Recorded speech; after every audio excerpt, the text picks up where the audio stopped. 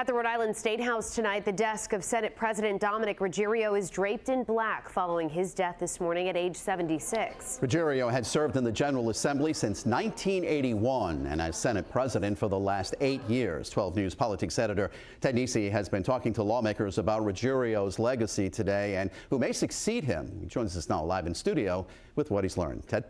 Well, Mike Shannon, the Senate is not expected to meet for the remainder of this week out of respect for the late Senate President, who was not only a longtime colleague to many senators, but also a close friend. Flags at half-staff over the Rhode Island State House on Monday after the death of Senate President Dominick Ruggerio, a fixture in the building for nearly half a century. This was the end of an era at the State House. House Speaker Joe Shekarchi worked with Ruggerio for years. He told 12 News they'd had lunch to discuss legislation just 2 weeks ago. He was very alert and very much engaged, and he was very much aware of what was going on, and he taught me a lot. I remember one of his famous saying was, "Speaker, never say it's no, just say it's not now."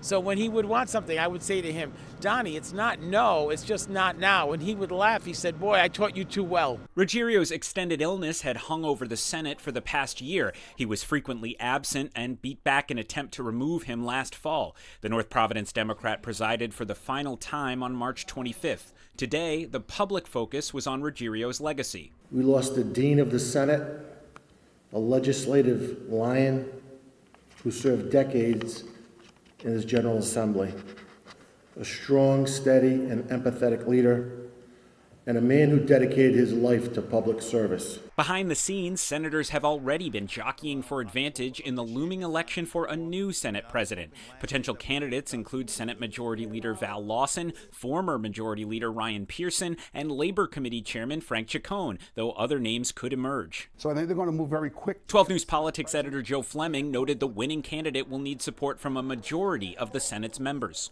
And also keep in mind, you don't just need Democratic votes. You need Republican votes. The entire chamber votes. Exactly. Now, there's not a lot of Republicans, only 4 of them, but in a close election with Senate President, that could be very crucial.